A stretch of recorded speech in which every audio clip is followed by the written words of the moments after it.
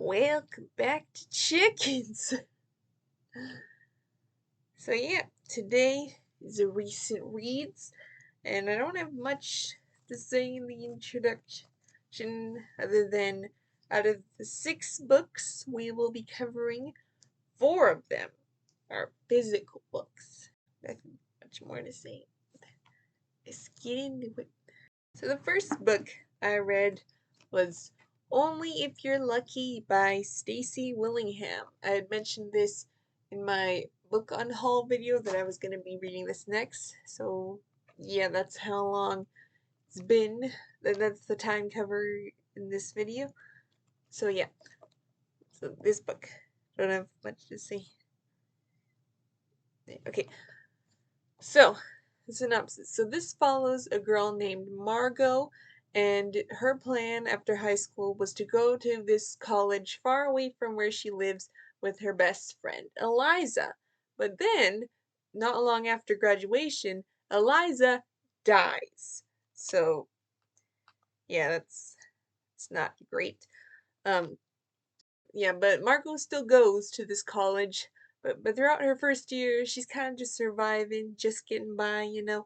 But then she meets Lucy, and Lucy, she's very intriguing. I want to say like charismatic, but I don't know if that's the correct word to use. But she has a way of making people feel special, but also playing people. I found her character interesting. So Lucy invites Margot to come live with her on this off-campus house that they are renting from the fraternity. So yeah, Margot agrees, and she goes to this house to live with Lucy and Lucy's 2 other friends, Sloane and Nicole. So yeah, they're living life, having a good time. But then, sometime after, one of the boys from the fraternity is killed, and Lucy is just missing. But things are not as they seem. So yeah, this book is about female friendships, which is the reason why I picked it up. But one thing that I was kind of is that to me there were parts in this book that like hinted that there was some same-sex attraction involved on Margot's part, and I didn't really know how to feel about that, but it's not discussed further. It ends up being nothing more than just hints. So I appreciate that. And some people might not even interpret it that way at all. So, and at first, while I was reading for like however much book, I was kind of thinking that the whole twist was kind of revealed early on, and that this book was more about like the how and the why. I was wrong. At the end, there were twists and turns that I did not see coming. Like this is one of those thrillers where after you read it, you're like, I need to read that whole book again, knowing the twist. Yeah, there's that. I gave this 4 stars. I'm not exactly sure what initially made me not give it 5. But I guess some content things you should probably be aware of is that there is like swearing in this book, and then there's also drinking because you know, fraternity. Um, I can't remember if there's any other content warnings. Anyways, I will say also this will probably be the last thriller I read in a while, because it seems that like the thrillers I've liked are not normally what thrillers are. So I don't know how many more out there I'm gonna like. And it was kind of there when I was just like, oh, I need to be drawn in, and I'm kind of out of that now. So yeah. The next book I read was When Beauty Blooms by Victoria Lynn. We talked about I talked about in my last recent reads. That was when I read my first Victoria Lynn. Um, and that book was her first book. And this book, When Beauty Blooms, it seems, at least according to Goodreads, that this is her least popular book. I'm not even sure how to give a synopsis to this book because it's short, and so I'm not sure what does and doesn't count as spoilers, so I'll try. It's about this girl, Marjorie, I think her name is, and it takes place in like 1775, somewhere around there. So like old-timey England. But she's a little socially awkward and like other things. She has friends, but then she meets this guy and yeah. So yeah, I'm not even sure what star rating I would give this book. Um there were some things I liked, like I liked the friendship aspect with Marjorie's two friends. I think their names were Ginger and Daphne. I can't. I'm not sure if that's right. And interesting that I liked the message of the book, but I don't know if I agree with it. If that makes sense. So yeah, and then I didn't really care for the romance, but that's nothing new. It seems. I'm not. I'm not sure how I feel about the page count. Like I think it's like 60 something pages. So yeah, it's a pretty short book, which I guess for like people who are trying to get through all these books is probably a good quick read, but also like are things really fleshed out though? I don't know. This is hard for me because like Victoria Lynn, it seems like for like she seems like a person with some of my values that I want to support, but it seems that her books are just not for me. So yeah, I don't know. Moving on. The next up, the next three books are all physical books, so I'm gonna be holding stuff up for a minute. Oh, the next book I read was Where the Blue Sky Begins by Katie Powner. It's a contemporary book. We gotta appreciate this cover. Like the beautiful sky and the fancy font. They actually use this font for like chapter headings in the book. So yeah, it's a nice touch. So this book follows we gotta have two main characters. We have Eric, who's in his 30s, and he's kind of a city boy, lives in Seattle, but he is temporarily moved to this small town in Montana to kind of help out at this bank, financial firm, something like that.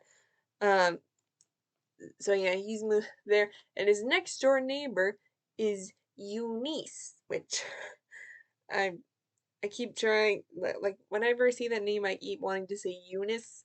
And I think the other video where I talked about this book, um, I think I started out saying it right, but then I said it wrong. So I'm going to try to say it right. It's Eunice.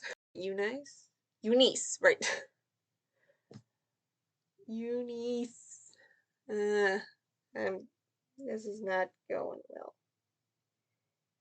Eunice. Okay, so Eunice, and despite her name, she is not an old grandma, but she's only in her 40s, but she is terminally ill.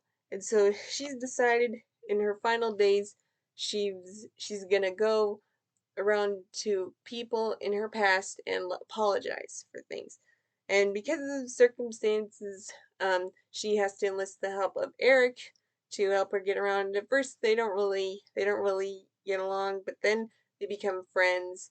And then through how Eunice is no, Eunice, without Eunice is acting like this, um, she tries to help Eric realize that he needs to think about what really matters.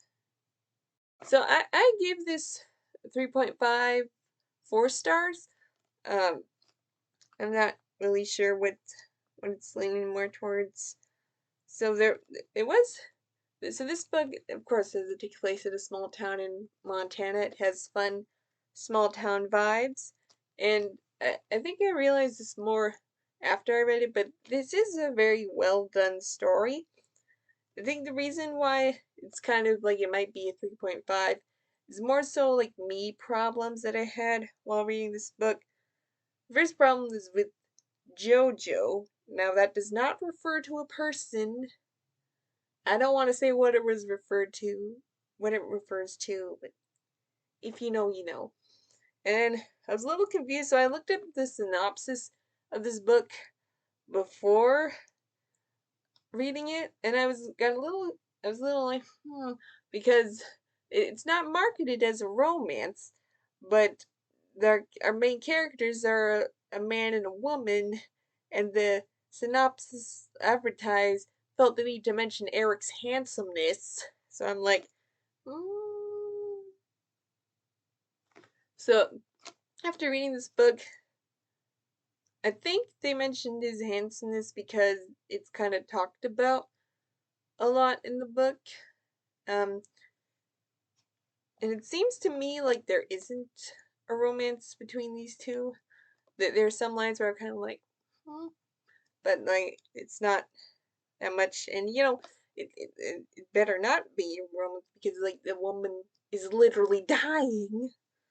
But there is kind of romance things towards the end. I can't really talk too much about it because that'll be spoilers. So yeah, so maybe I need to reread this without having that confusion, but I don't want to read about JoJo again. So, yeah. The next book I read is My Grandmother Asked Me to Tell You She's Sorry. Yep, that's right. By Fredrik Backman. So, Fredrik Backman, he is a Swedish author, but his books have gained international success. I'm not sure how much that has to do with book talk or something.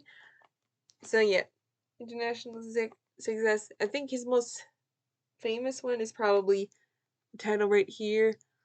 I'm not sure how to pronounce that name. I thought it was Ove for a while, but then I heard people pronouncing it Ove.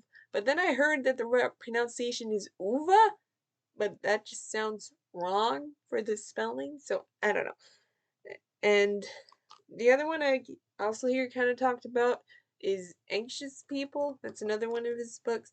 So why did I start with this one? I don't know. I saw someone talk about it in a wrap up, and I guess I thought it sounded interesting. Okay, so this book we're following a little girl. She's 7, almost 8, named Elsa, and Elsa is very different from other kids her age. She is very smart. She likes to utilize Wikipedia. Same girl. And so because she's so different, she doesn't really have friends, but she loves her granny, who is about 70. Um, so yeah, they've always had a special bond, and Granny has told her about the land of almost awake and stuff. But unbeknownst to Elsa, Granny has cancer. Or was it cancer? It was some kind of terminal illness. Um, and so she is dying, and Elsa I think eventually kind of picks up on it. But but before she dies, Granny um gives her this mission to go on and send these and deliver these letters to people, kind of her apologizing. So yeah, and then Elsa kind of wrestles, goes through different emotions through finding out um, things about her grandma's character. She's like angry at some points, but then she kind of comes to terms with things. So, or maybe, is that a spoiler? Ooh. And so, anyways, so um, at first time I thought like reading this right after Where the Blue Sky Begins would be a bad idea because there's kind of a similar plot, but thankfully, these two books are very different with a kind of similar plot element. So there's that, and I also, um, I didn't, when I started reading this, I didn't think, like, it was kind of like we're being told that, like, Elsa and Granny's are, like, best friends or whatever, but then for a little bit of the first part, all we saw was, like, them arguing. So I was like, are we sure they're like yeah, but then we started to see a little more of there. This book, took me a while to finish. Like, I think the calculation I turned out was like 15 days. And I'm like, kind of like, when was the last time a book that wasn't one of the books I read before bed, one of those nonfiction books? When was the last time a fiction book took me 15 days to read? And this isn't even that long of a book. So, yeah, and yeah, I think maybe part of the reason why it took me a while is because I started work, so I didn't have as much time to myself. So, yeah. As I also mentioned this, briefly mentioned this book in my high school required reading tag um, video, because this is one of the few books I've read recently. Like, I've read some good books, but there's few that, like, could be, like, studied and, like, analyzed and all that. But I think this is one of those books. Um, Especially with like all the references to the land of Almost Awake. I remember the person who I originally heard about this book from, she said that she kind of got bogged down by all the mentions of the land of Almost Awake. And yeah, I understand that, but I think that could cause this book to be studied. So yeah, but I wouldn't say, as I said in this video, um, I wouldn't say like this needs to be added to like high school reading lists or anything, mainly because there's like a good amount of language, like bad language.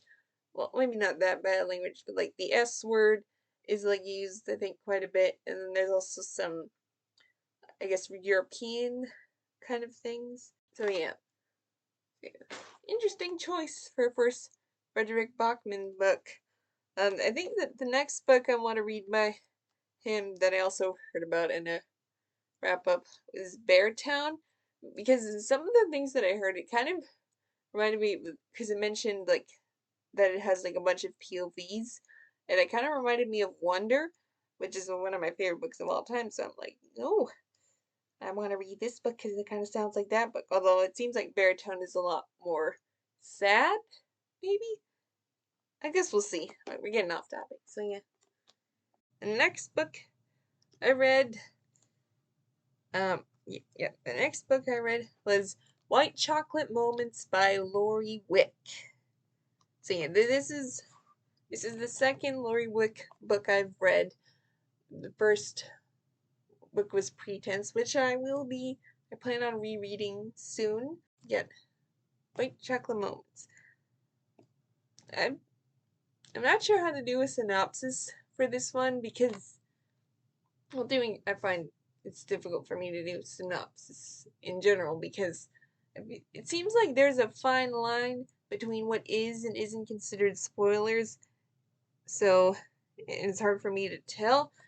Like usually, I think people refer to like the back of the book, but then the back of this book, I'm kind of like, I don't think that's an important plot point to mention. So, but then if it's like not on the back, um, wait, is it considered spoilers? So I'll try my best to be as vague about some parts that are not discussed on the back. So, okay, so this is about a girl named Arsina. It's spelled Arcineh. Arsina. I'll just call her Arcy, because that's what they call her in the book. So Arcy is a young girl, and she's 11 at the start of this book. But then her parents, well, her whole family gets into this car accident, and both of her parents die, but she survives. But of course, that causes and now she has to go live with her grandpa, which causes some tension between her and her cousin.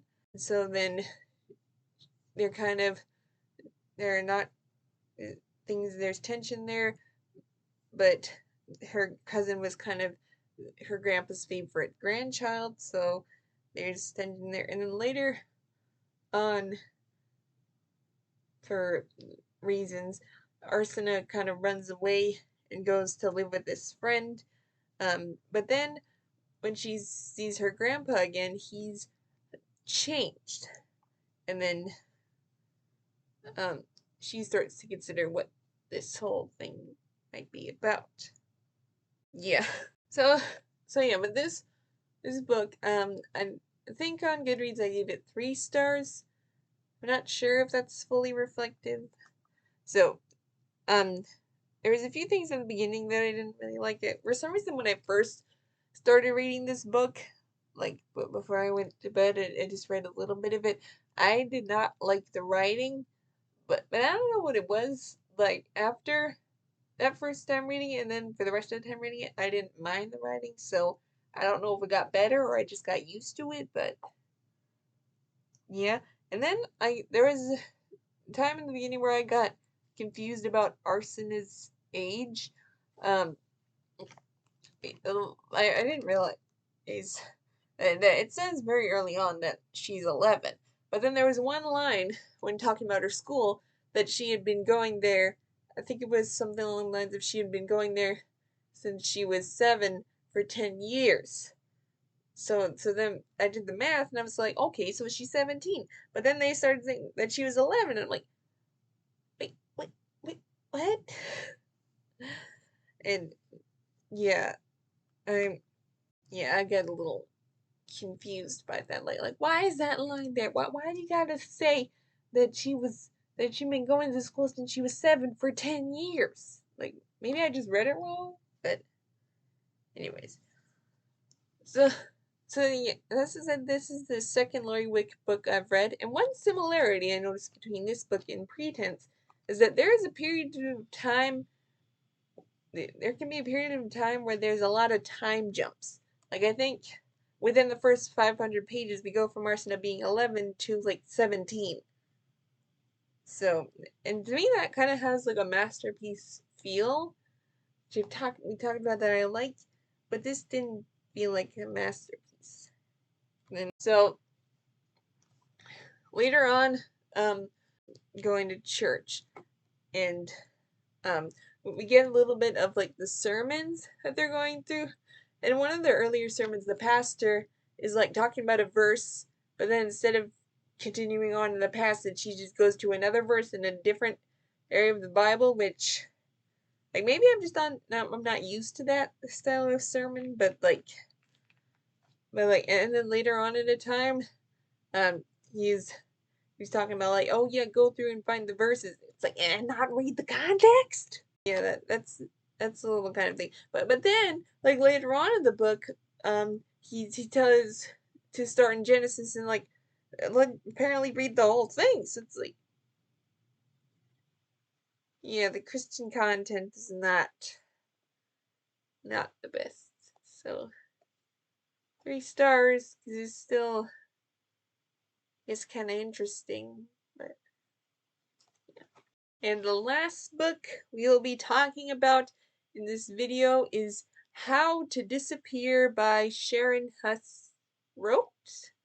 I'm not sure if it's pronounced Roat like coat or if it's pronounced Roat. I actually found out, first heard about this book a long time ago. I think I had to have been in like grade 7. We were watching this like trailer for like a bunch of books that would be coming to the Scholastic Book Fair, and I remember seeing this book. I didn't remember the cover, but I remember the title was How to Disappear, and I remember kind of the basic plot, how they described the plot in this. So yeah, I heard about it a while ago, but I didn't really have much of an interest in reading it at the time. Then I added it to my TBR because for some reason, after I read Screenshot, which we talked about it, I didn't like that book as much. But I was looking at Goodreads and I looked at all the reviews of it to try to kind of form my thoughts. But then I saw books that people liked Screenshot, also like this book, and I saw How to Disappear in there. And then I added it to my TBR, which is kind of like, why did I add a book to my TBR that was supposedly similar to a book that I didn't like? So, yeah, there's that. But I am glad that I did add this book to my TBR. So this book is about a girl named Vicky, and she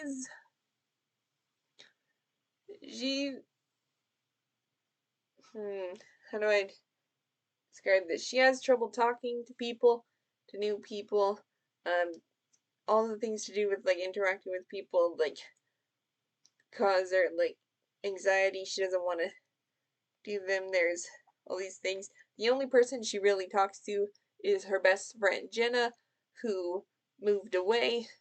Um, but then something happens between, well, not kind of between them, but like something happens, and then she decides to create this Instagram account where she she photoshops herself into these different places, and it starts gaining a following, but also gaining a following of people who feel very alone and all these things. And she starts reaching out to people and saying, "Hey, you're not alone," all these encouragements and things. And she gets really, really popular with all these things and all this stuff. But she hasn't told the people in her real life about it. Although she starts to make she starts to do things that she was pretty scared of, started stepping out. But she doesn't tell people about this thing. So not sure where to go from there. So I must say I did feel a little conflicted about the rating because part of me at the time reading it, I wanted to give it 5 stars. It's like that's not a thing for me. But then there's as I was reading, there's like I don't know if I want to promote some of these things. So yeah, the first thing that I was kind of not sure about is that I was so this is more of a secular book, and it's gotten to the point where it's like if it's a secular book, like I expect there to be some swearing because it seems to be in every. But I was pleasantly surprised that for a good amount of this book there wasn't any bad language. And I was like, I like this. There were some like questionable comments, but yeah. But then, literally on page 110, the A word is used. And I was like, nah. So yeah. So in terms of language, um, there's quite a few uses of the A word. And then there's, I think, at least 2 uses of the S word. And then the B word is used at least once. I think that's all the language that I can remember. So there's that. That was kind of like, I don't really love this. And then there's there was kind of somewhere, I think kind of closer to the middle but closer to the end, somewhere in between there was a little part about like self-love thing, and that kind of thing is a kind of like ugh. I think that thing kind of gets me because like I used to kind of somewhat believe in that stuff, but then I came out of that, so now when I see it I'm kind of like ugh. But yeah, I think I mean, you could interpret it differently, but I don't think that was the main message of this book. I think because of that, because those are the only 2 issues, I think this is a good 4.5. Um, because I like the story, um, and I actually like the romance, surprisingly. So, and I might have even been drawn in. So, 4.5. But of course, those things that I mentioned, but it's still it's a good book. So that is it for this video. Expect to see some a few other videos planned for before my next recent read, so keep an eye out on the channel for that. Yeah, nothing more to say. Goodbye.